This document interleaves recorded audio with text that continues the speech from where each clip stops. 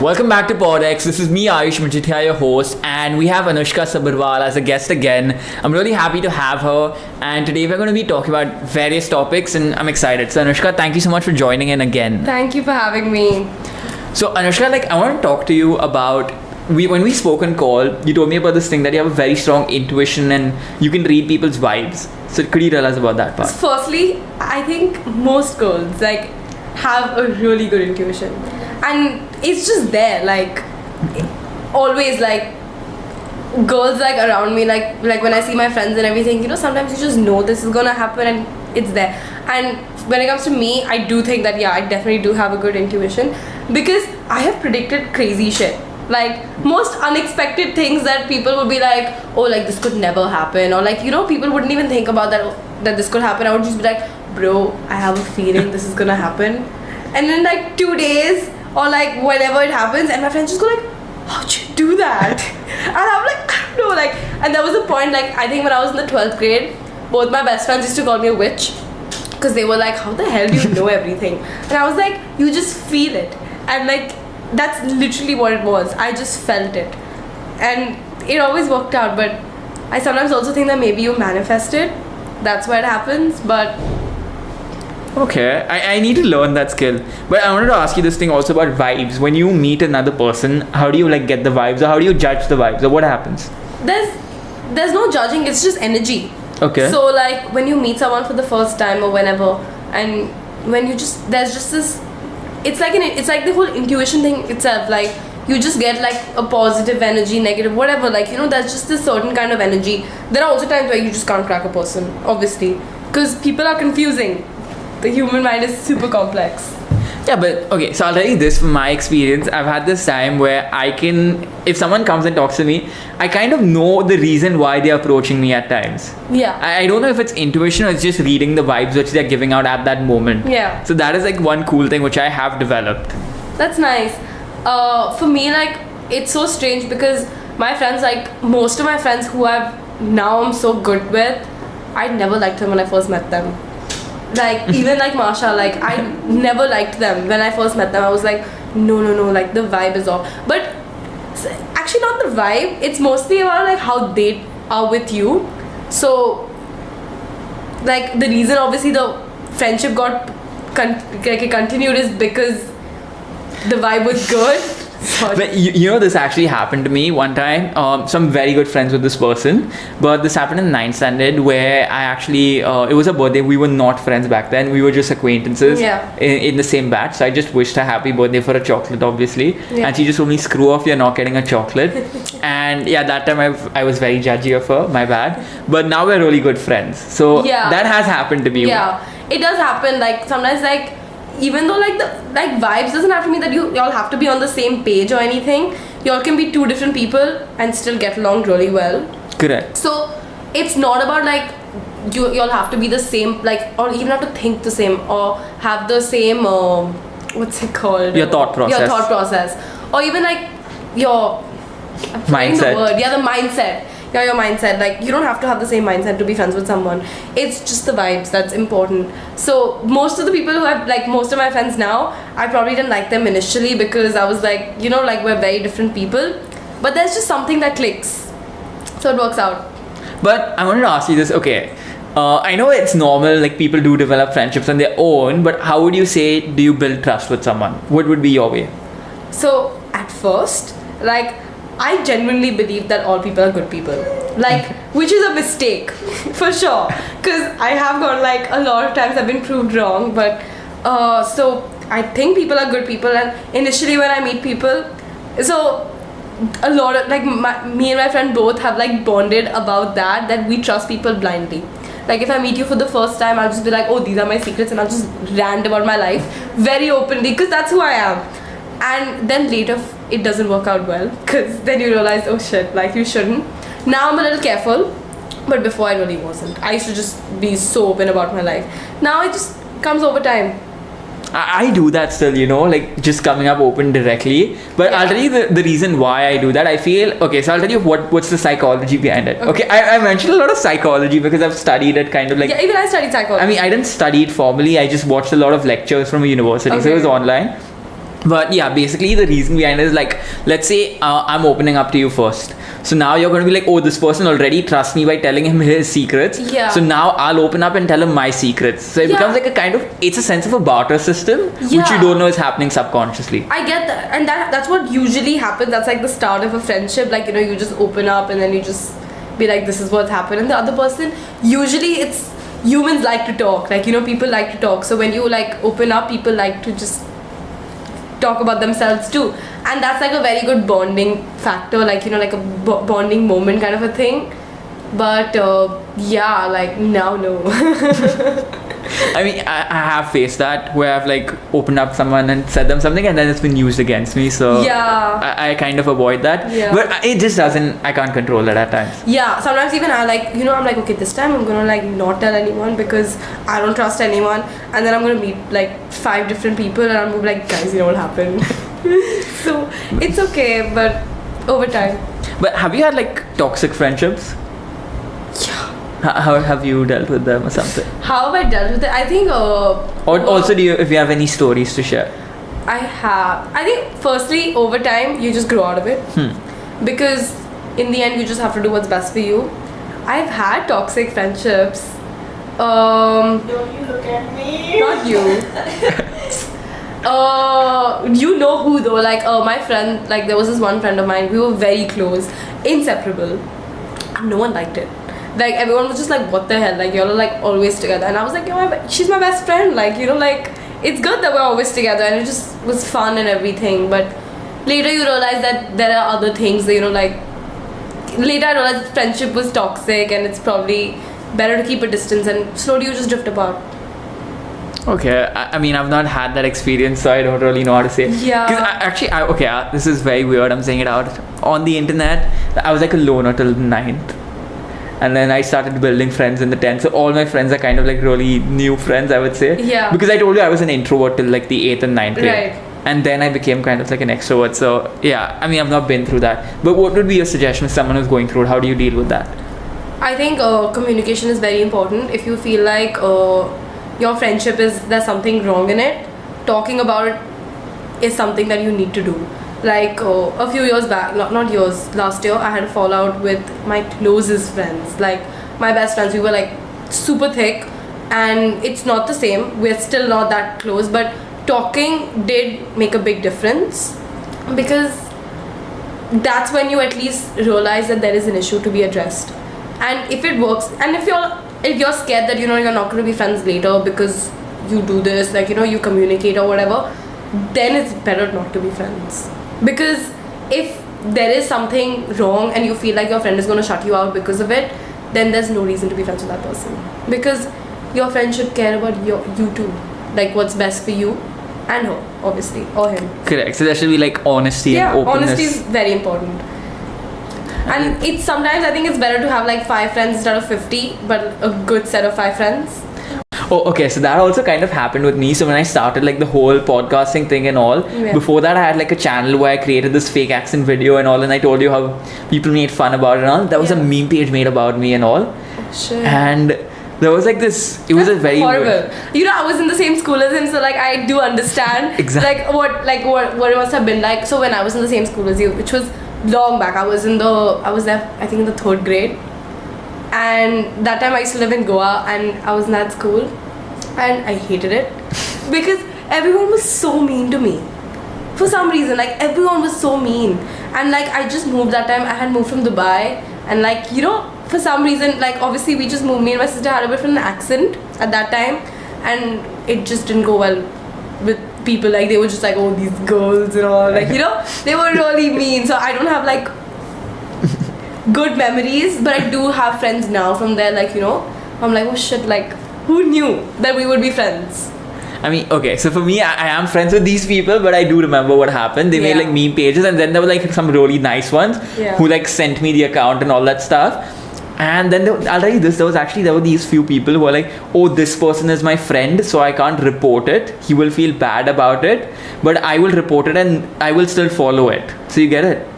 So they're kind of supporting him, but they're just going to report it. So that's when I realized that, okay, this is not the right person for me. Yeah. And then there were like these very close friends who helped me take it down and all that stuff, And then also when I started the whole podcasting thing, you could see these nice comments coming in every time, which kind of motivated me to continue. Right. So they were like that. It's good. I really respect people who like push, like even when like other people are making fun or whatever, like you know when there's like all negative emotions related to them, but they say like whatever, I want to do my thing. I like that, you know. It's a good thing, because so many people care so much about what other people have to say, and I hate that. Like, why? It's your life, you get to live your life. Why would you care about what anyone else would say? I just don't get it. And obviously other people's opinions do matter, but in the end you make your own decisions, and if you're happy with it, then it's fine. Correct, because you're at the end of the day you're going to spend the time with yourself. Yeah, it's about so it's you. not like that. Yeah. But is it like do you use the same advice for relationships? For relationships, I'm not the best person to be asking for like relationships, but if you're happy, that's it. That's all that matters. Okay. And also like for relationships, I see that nowadays like a lot of girls like they want a boyfriend. Okay, like not only girls, even boys, like you know, being with someone, like I feel like they put so much pressure on being with someone that they forget that you need to be with someone who you actually like. Because there's like that pressure that okay, there's this guy, yeah, he's nice, I like him, maybe I should be with him. But no, like why don't you, like, you have to like be a little more sure if you want to be with this person. And different circumstances, obviously, like, you know, sometimes it depends on what you're looking for also. And if there is communication with the guy and you about, or whoever, like your respective partner, about what you want, then I think it's fine. Okay, I might not completely agree to, you know, you just said about just being happy. That part I wouldn't agree, because now there's so much you need to look after also. Yeah. Which is, a girl also needs a kind of security maybe. Because if a guy, okay, see in Bollywood movies, they always show this thing where there's like a chapri roadside guy and a very rich girl and they just get along and all. That doesn't happen in reality. She will have to look at it. She can't stay in a hut for the next 50 years of her life. I mean, there are other factors which they do need to look into, I feel. This is my opinion. Yeah, but you know, I used to think the same thing, that you know, that you all have to obviously like be compatible and stuff, and yes, that is very important.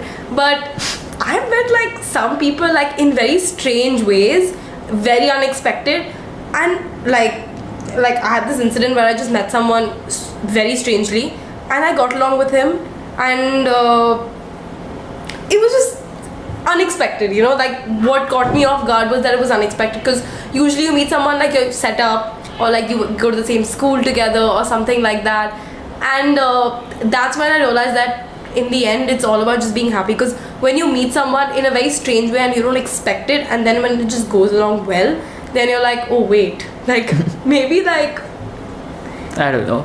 But did you like manifest it or something? Do you think you manifested it? there are relationships that have been manifested, but not that one. Okay. That's the thing. I think the best surprises are the unexpected ones. So whenever I've like not looked for something, or like like when you go searching for something, you know that you want something, so you might settle. But if you don't go looking, it just, the best comes to you, then you're just like, oh wait. So don't settle. I mean, I would differ on that, but okay, that's my opinion. It's different from yours. It doesn't have to be the same. Yeah. But how do you manifest? Do you have like some manifestation stories to tell, like cool ones? So I know like people are like super into manifesting and they do like different things. I don't do any of that. So I think that the mind is so like, we haven't discovered like probably like 80% of our mind, maybe even more. And it's all untapped knowledge that Correct. we have, but we haven't even like touched. And manifesting is a part of it, because what manifesting is basically is that you want something and you work towards it unknowingly. Correct. So that's what manifesting is. So when I want something, I just determine it, like like I register it in my mind that yes, I want this, and I just think about it more. You just focus on that thought, and slowly it just happens. And you don't even realize it when you're doing it.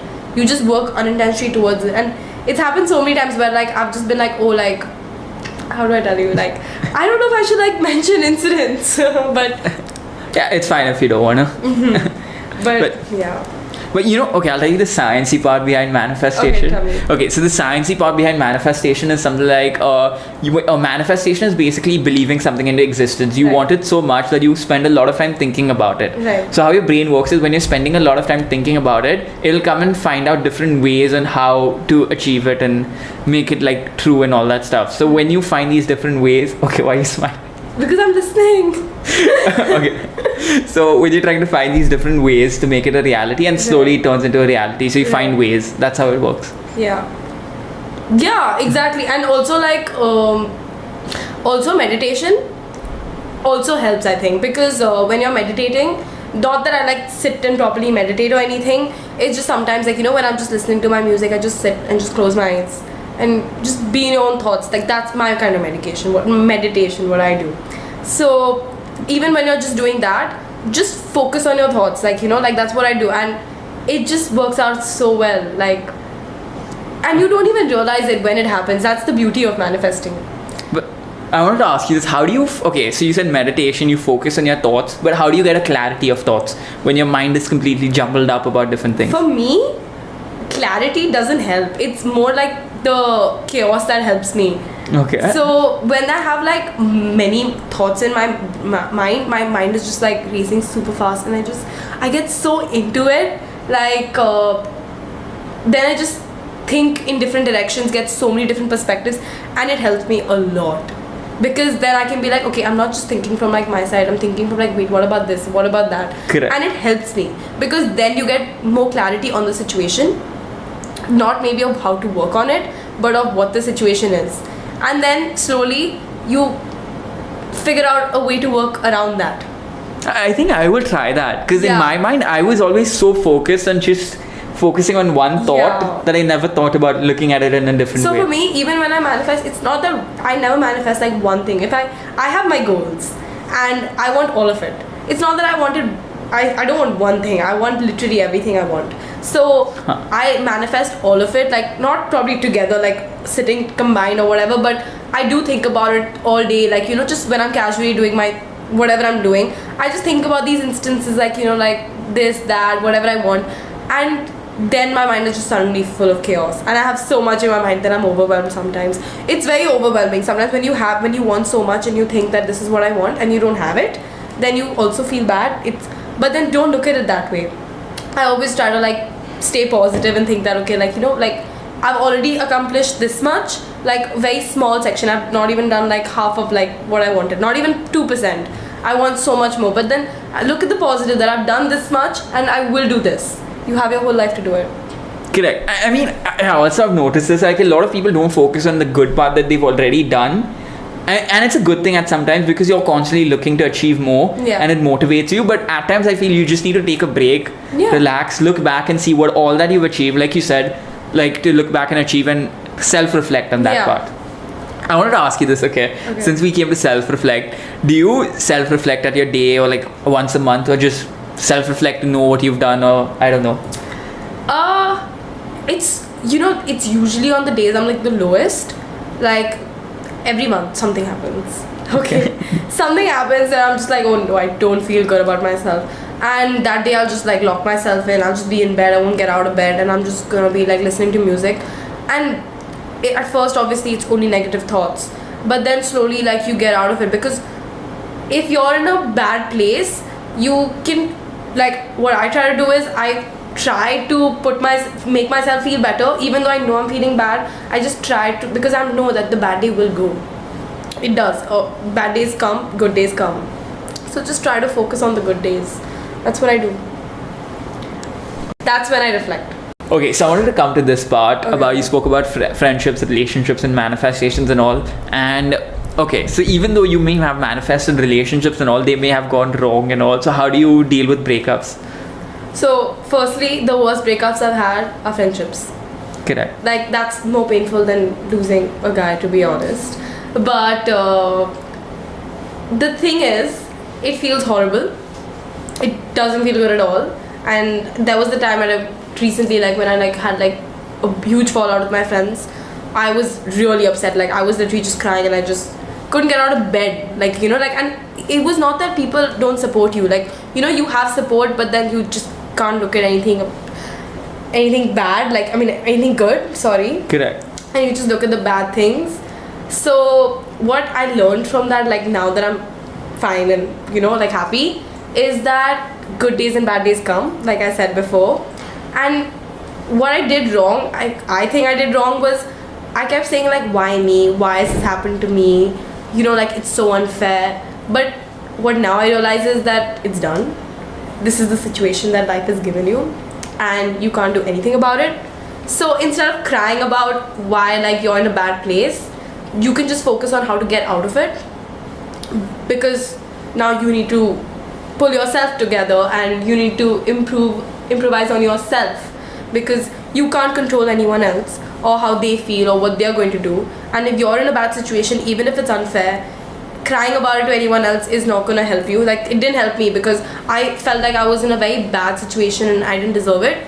And I just kept like, you know, repeating that, like, you know, that I don't deserve it, you know, I shouldn't be in this place. And people were like, yeah, but like it's done.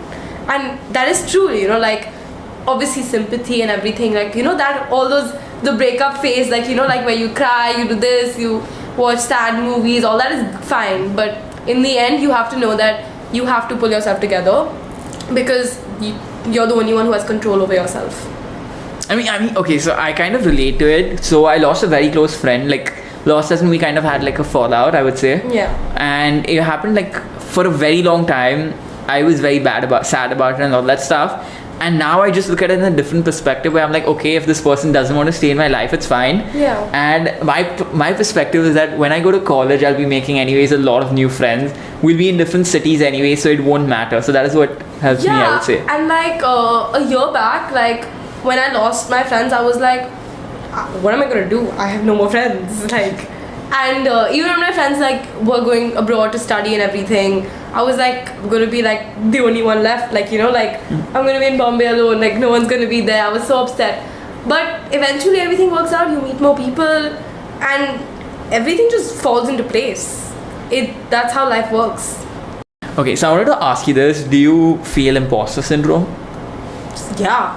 So even that time, like when my friends left, I felt that. But even now, I have a lovely friend circle. Like, I love my friends so much. But I'm very different from them. Like, they even say it, like, you know, like I'm not like them, and that's fine. Being different is okay. And even though I still like belong to that group, and like, you know, like we all do everything. We do everything together. My friends probably don't understand the fact that like I like to be alone. Like how I said, like, you know, I like my alone time. They don't get it because they're not like that.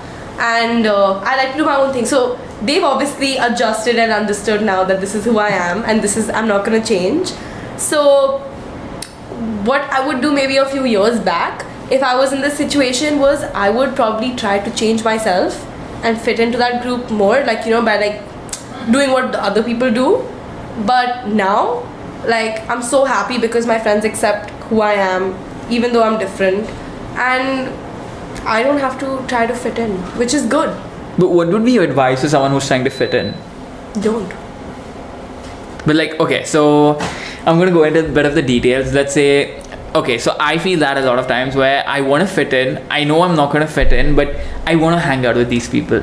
I get You that. get that? And you know the strangest thing, like, sorry, this is not relevant, but the people, I've just noticed that the people who like probably don't fit in school, and you know, like have like that perfect school life, for some reason they've always turned out to be like super cool. Thank you so much. Like, I'm not joking, like it's so incredible. Like when I see these people's journey, like, you know, like they do such amazing things, and I'm like, wow, like it's good, you know, like being different. Like the thing with fitting in, what people don't realize is that everyone is trying to fit in. And if there's like a group, and like say like everyone is like a certain way, and you probably don't fit in because you're different, that's better because you're different, and everyone is basically just clones of each other.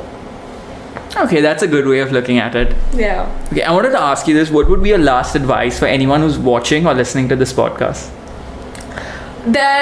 Okay, so firstly, don't try to fit in, be yourself, because we were talking about it.